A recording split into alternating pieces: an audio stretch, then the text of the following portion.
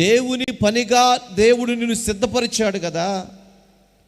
మరి నీవు దేనికోసం, మనిషి దేనికోసం ఎప్పుడైనా ఆలోచన చేసావా? మనం అనుకుంటాం ఇంకేముందయ్యా, పిల్లల కోసమే బతుకుతున్నాను అయ్యా అంటారు కొంతమంది. పిల్లల కోసం బ్రతకటం కోసం దేవుడు నిన్ను ఏర్పాటు చేసుకున్నాడా? నీ కొరకు దేవుడు నిన్ను ఏర్పాటు చేసుకున్నాడా? నిన్ను దేవుడు ఎందుకు నిర్మించాడు? ఎందుకు దేవుడు తన హస్తము చాపి ఆ లోపల ఉన్నటువంటి మట్టిలో ఉన్న మూలుగును తీసి మనిషిగా చేసి తన ప్రాణమును నీలోకి పెట్టి తన జీవమును నీలోకి పంపి